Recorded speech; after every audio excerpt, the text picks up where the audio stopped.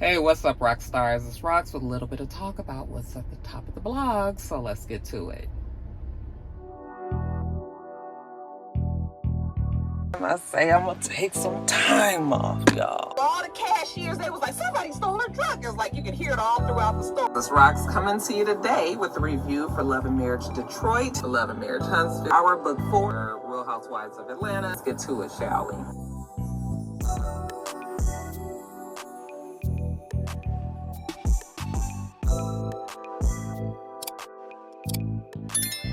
Rockstars, how y'all doing? I hope you guys are all doing well. First story up, Puffy case update.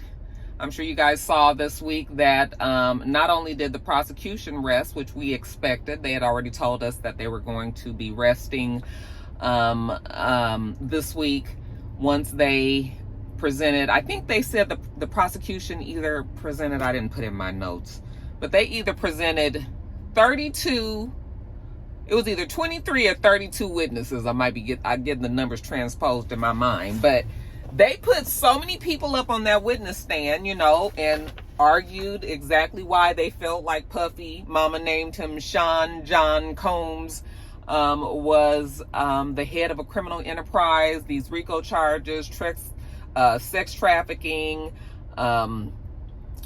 arson, kidnapping, moving people across state lines for prostitution, like that's sex trafficking, but all of these different charges, the prosecution argued, wanted to make sure that the jury and everybody else who was listening, you know, the reasons why they felt like Sean Combs used his business to facilitate this environment of baby oil, Astroglide, and a whole bunch of fucking up in these hotels with a crew of people. I mean, he basically had a staff that was making sure that he was able to have these, you know, these wild king nights or whatever they called them. Okay, the freak offs. So once the prosecution rests, you guys know usually it's turned over to the defense, and the defense then goes on to pull out their witnesses. They will go and call people that the prosecution had, you know, sometimes to bring them back to address some things that they wanted to go through further. You guys have seen how it goes.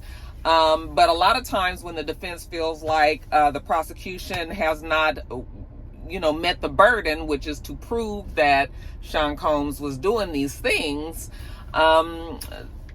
in this case, at least, defense has decided that the prosecution did not do that, and they are not going to even try to argue it. You know, as far as they're concerned, they didn't even present any evidence that proves that this man was, you know, this whole big RICO conspirator, enterprise leader, you know, of this whole group or whatever.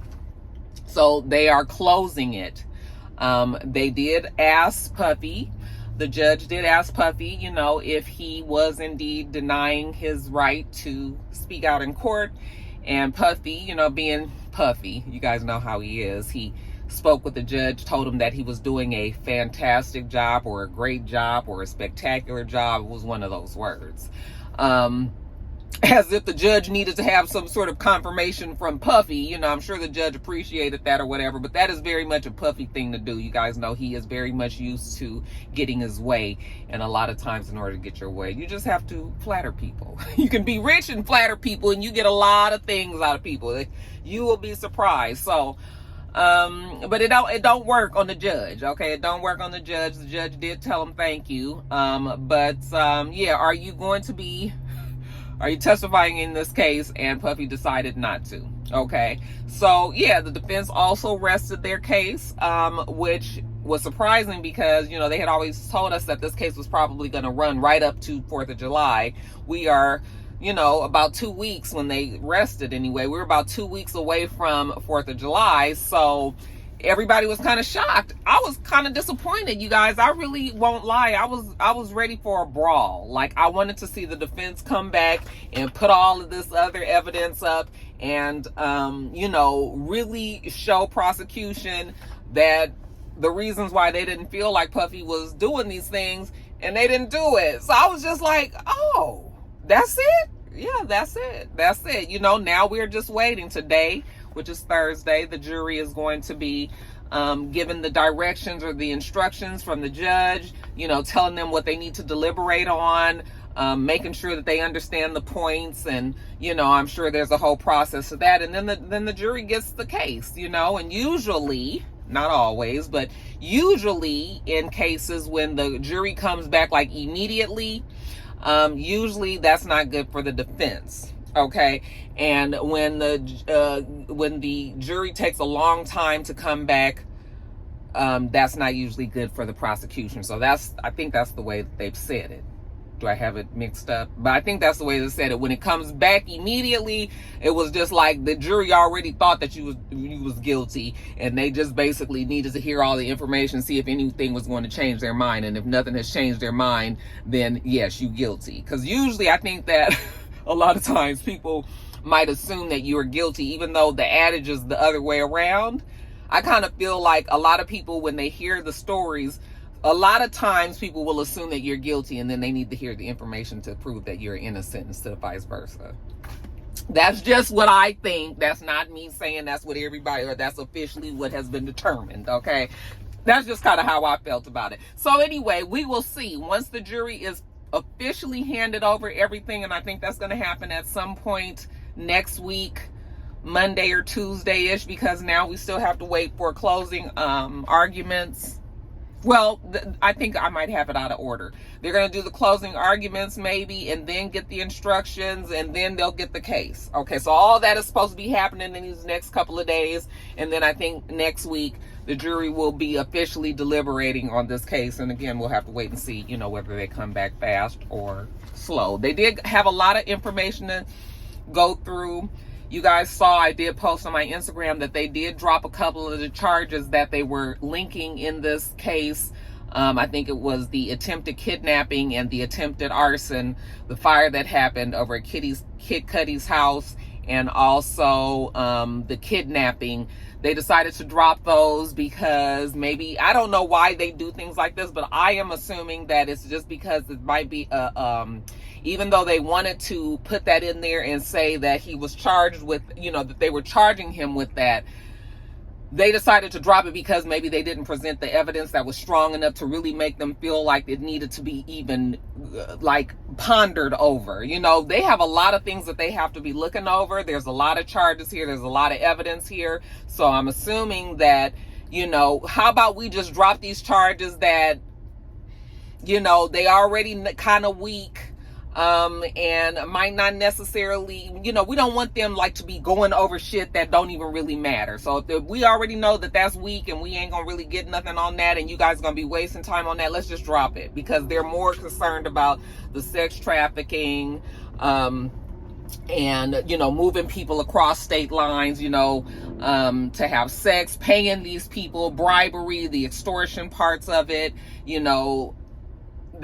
Now, what's interesting to me is that the defense is saying that they haven't proven any of those things, but I'm just like, unless we was listening to two different things, I feel like the prosecution has shown these things. Like they showed them flying all over the place, can you be here on this date, where are you gonna be, all this, and lining it up and making sure that they have the tickets and buying the tickets and sending the money and paying for this prostitution. And then as far as the bribery part of it, when they were talking about them paying off these people that have had problems with Puffy in the past, them paying for the video from the hotel, the security guard, even though the defense would like you to think that that wasn't really them, that was like just a transaction, a deal between the two of them. But I think that security guard was really trying not to deal with it at all. The security guard was like,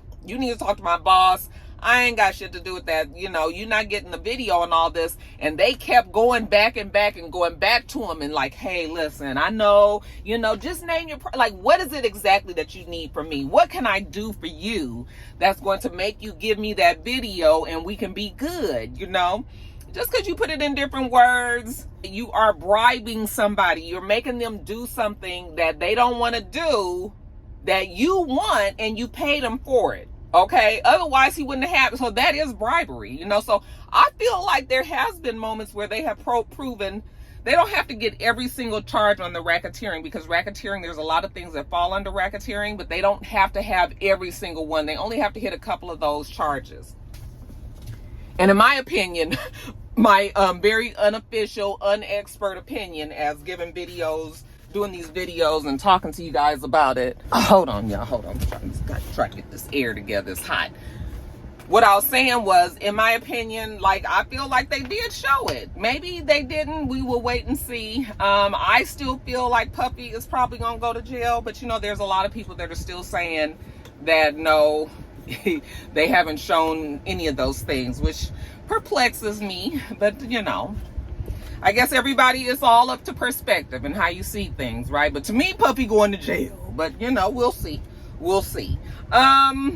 Anyway, you guys, that's that on the Puffy case. It has been a very interesting case for me. And like I said, I am curious to know more about Puffy's childhood. I just really want to know what exactly happened in Puffy's childhood that made it all get to this point. That's all I want to know. Anyway, y'all, I'm going to move on off of there. I just wanted to make sure this first top of the blogs is all going to be about some damn lawsuits, I bet. It feel like it anyway. Y'all, moving on to the next story.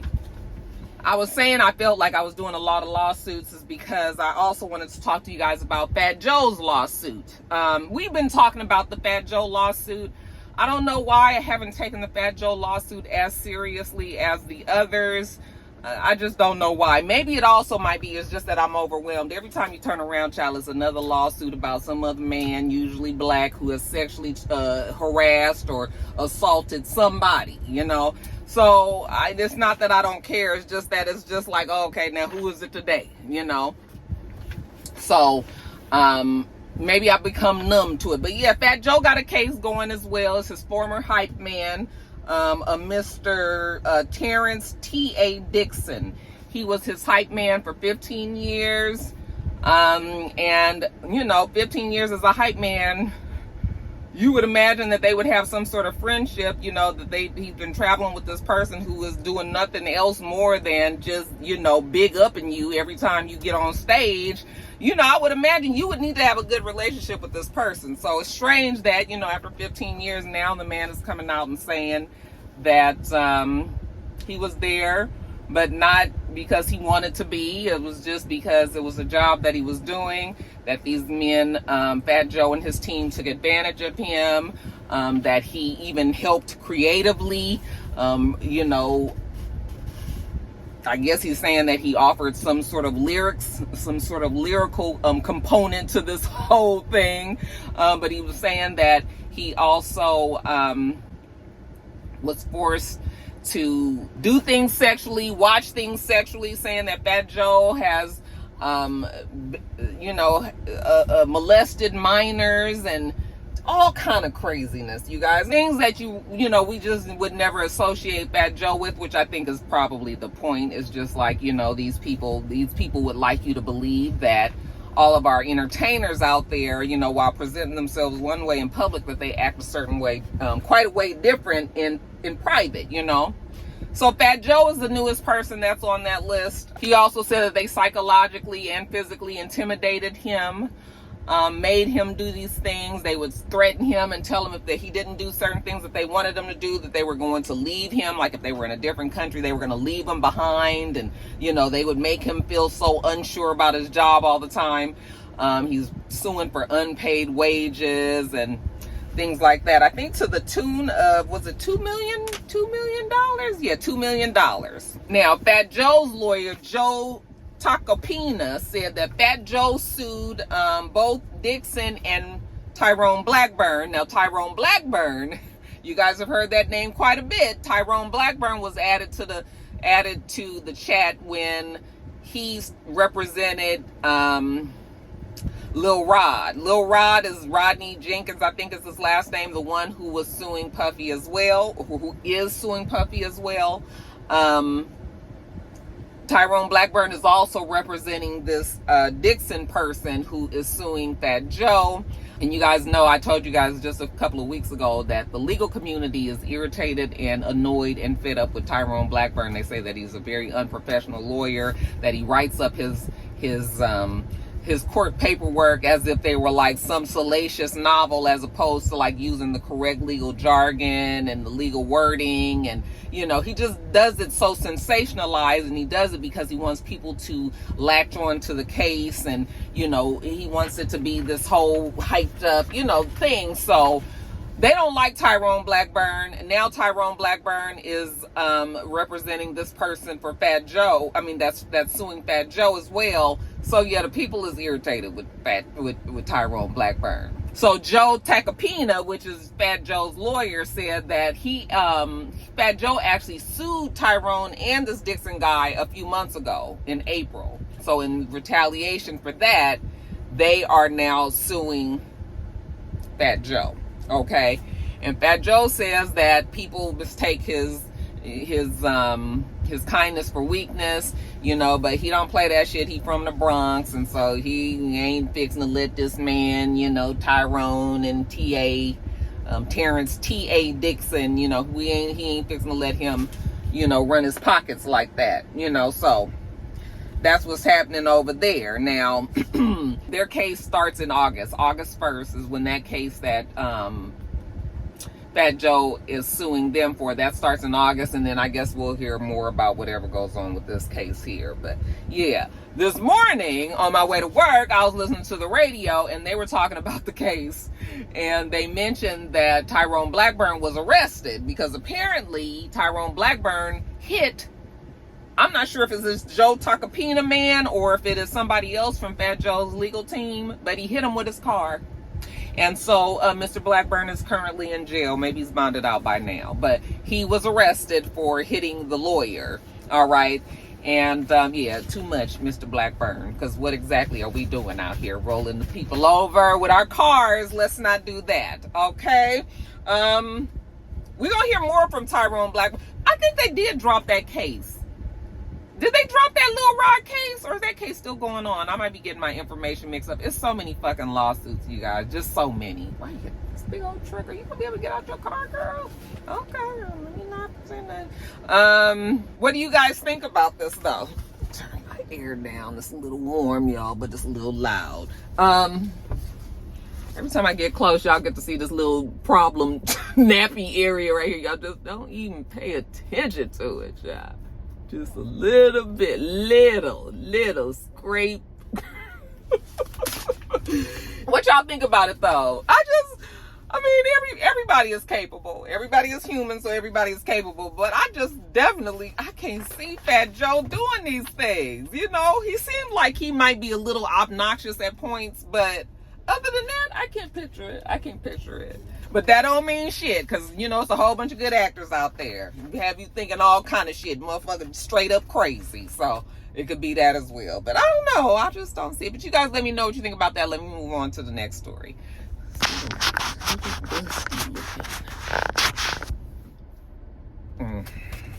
Next story.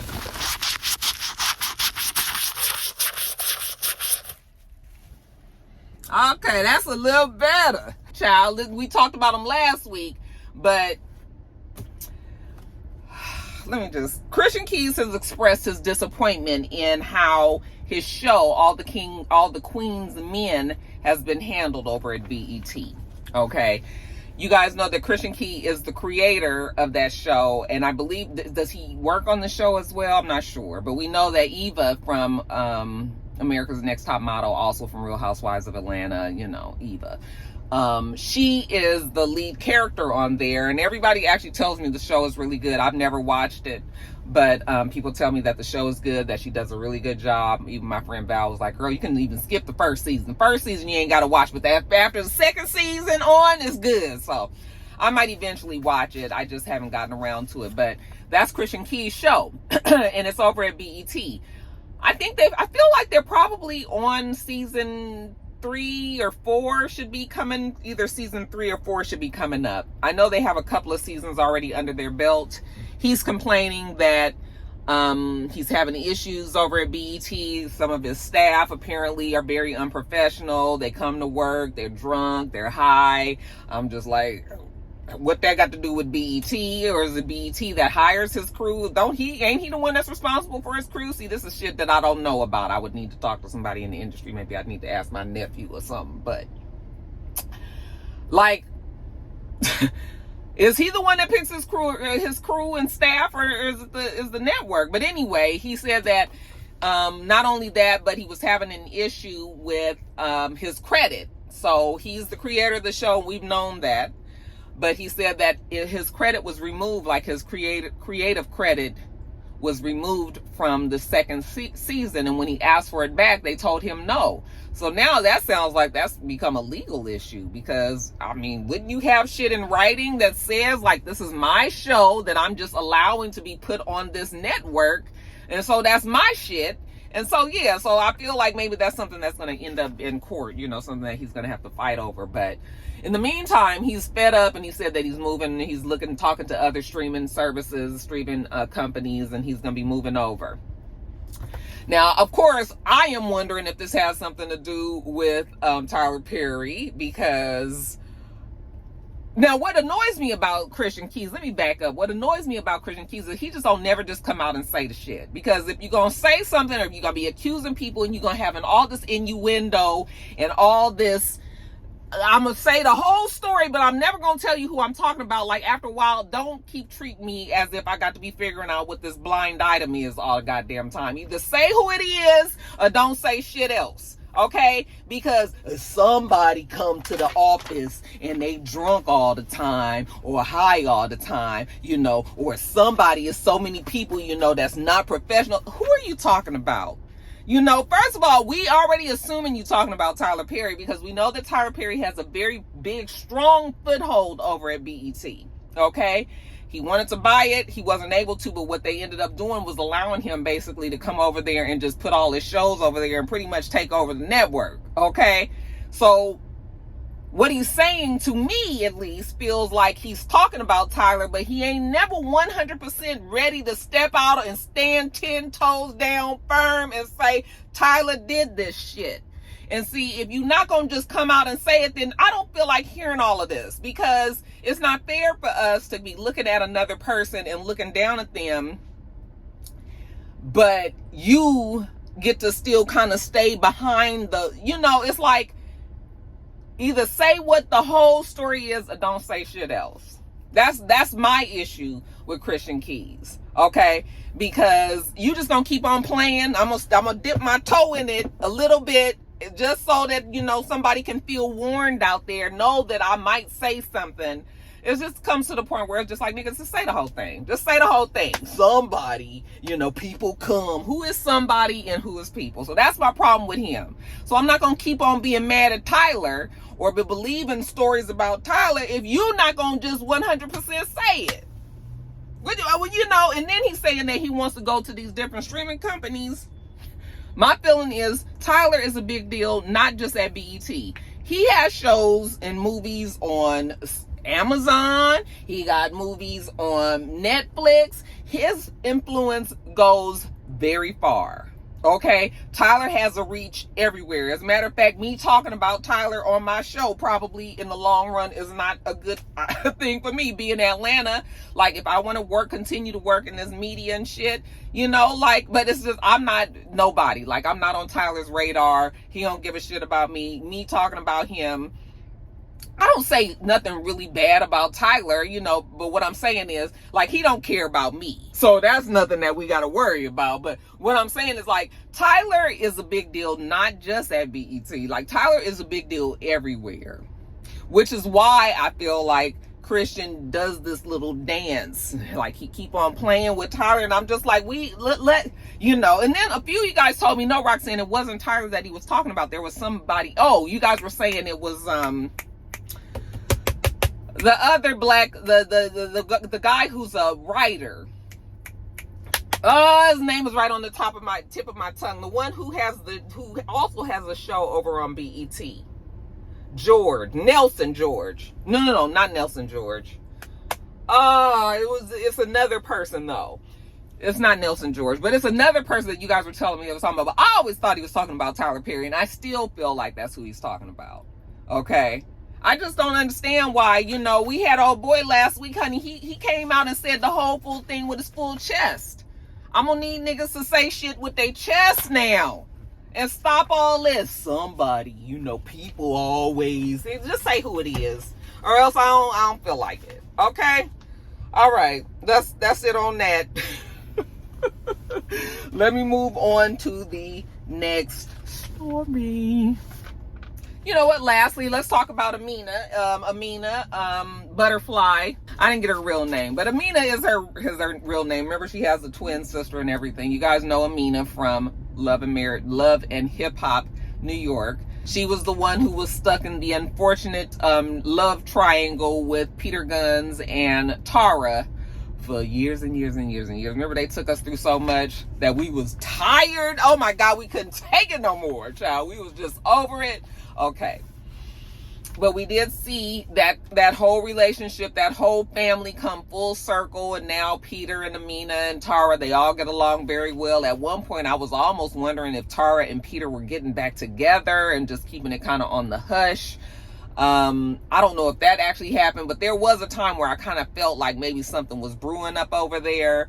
But you know, nevertheless, they all have a good relationship with each other. Okay, that was the last that we had heard anything. Well, just the other day, Amina posted a video of her saying that she is in Germany with her children currently, and that she's homeless, that she lost her home in Los Angeles, and you know, shit just got too real, and she couldn't afford it, and she had some family in Germany that could help her, and so she went there until she can figure it out, like she always does. She's not worried about figuring it out. She just needed the space to be able to do it safely with her children and all that. So that's where she's from. We knew that she was from Germany. We knew she had family out there. We knew all that. Okay. So when I saw that, I wasn't surprised. I did, when she said that she was homeless, I was thinking maybe she was homeless because maybe her house got caught up in the fire when a lot of people lost their homes in Los Angeles. So that's what I was assuming. Okay. But the fact that she was saying that she was homeless, and you know, we all know who the baby daddy is of them kids, or at least a couple of them kids over there. So we were all thinking like, well, I mean, you homeless and everything, but where the baby's kids, the kid's daddy at? You know, where's Peter? You know, so that was kind of in the back of my mind as well. But I was just like, well, Peter ain't like we know that Peter got all this money. You know, who know what Peter doing over there? So maybe shit was just hard times for everybody. That's what I was thinking. Well, Peter Gunz came out and said, wait, hold up. He was upset that she posted that video because he felt like it was misleading, because he has been taking care of Amina and his children and her other children, because, you know, she has kids also without him, I believe. Isn't there one more that she has without him?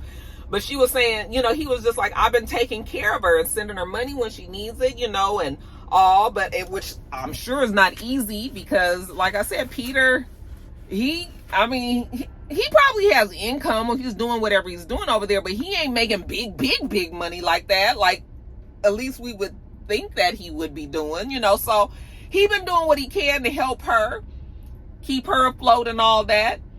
And so, yeah, when she said that, if I was him, I'd have been upset too. Like, what do you mean? Why are you first of all, why are you telling everybody you homeless? You're not homeless, you just houseless. You don't have a house, but you have a home, you have family. There are people here that are taking care of you or helping you, you know, with these kids, whatever. You know, people need to sometimes just not say certain things. That's one of the things about going, you know, always feeling like you have to go to social media. Is just like sometimes you say the words don't come out right, you know, and now you got people upset. So Peter was just like, I've been sending her money, I take care of her, you know, my kids are there. He didn't even want them to go to Germany, okay, because of all this shit that's going on in the country. It was just like, you know, what if it comes a time where they don't even want to let you guys back in? Okay, even though them kids are U.S. citizens. I don't know what Amina's status is. I'm assuming she's a U.S. citizen as well. But, like, you know, with everything that's going on, this is just not the time to be traveling. If your citizenship has any kind of question or something, I just wouldn't be doing no traveling right now. Hold on, y'all. So, what is this? Oh, I thought that was an earring. Ain't no earring. You know, so he didn't even really necessarily want them to go to Germany, but you know, that's her family. She wanted to go. I mean, he's trying to be supportive and everything, but I mean, tell the whole fucking full story if you're gonna be telling everybody that you homeless and making it look like I'm just some old deadbeat ass nigga over here not doing the things, you know. So he came back out and said that, and then she came back out again, and then she co-signed everything he said, and she was like, he didn't make me say this, but yes, Peter has been there for us. He's done all these things for us. He sent us money. He took care of us for like 2 years, you know, when I just financially couldn't do it anymore, you know, and all that. So it was just her speaking, but not giving the full story. You know, we've seen people do it, but people do that. I don't know why people do that. I don't know if it's for sympathy. Maybe it's just a person feeling like they want to come clean with people or tell them, you know, what's going on in their life or something. Social media sometimes for a lot of people gives that feeling, that urge to want to share all the time. So maybe she might be one of those people that just shares everything. But yeah, I'm gonna just let everybody know you can keep some of that shit to yourself. We ain't got to know the whole thing. Okay, because why are you telling us? Do you want us to give you some money? Are you asking for something? Like, what is even you telling me for? Because ain't nothing I can do about it. All right, I can just comment. And when you in them kind of situations, even my commentary don't matter. You know, you shouldn't even want people talking on your living situation, your living status. You know, that's something you take care of yourself, and so. You know, but there are people like that. They just like that kind of attention. Amina might be one of them kind of people. Then after she thought about it, like, yeah, maybe I shouldn't have said it that way. So we'll give her a pass. You know, shit is hard, but she better be careful out there in Germany. Here, if I was her, the way shit is going out here right now, maybe you need to stay in Germany for a while. You know, I know it's sad the kids won't see their daddy for a minute, but child, just stay out there, because what we got going on here, child, it's too much anyway. Nigga, just take you a long break. All right, y'all, that's it on this one. Let me place my order for my sushi. I'm at Lucky Key. Y'all see the sign? Oh, y'all can't see the sign behind me. It's the car in the way. Where is it? There it goes. Back there, Lucky Key. Oh, okay. Anyway, I have to order my food, and then I'll be back. We do this every single week. Make sure you thumbs up the video, comment, and subscribe, and make sure you come back.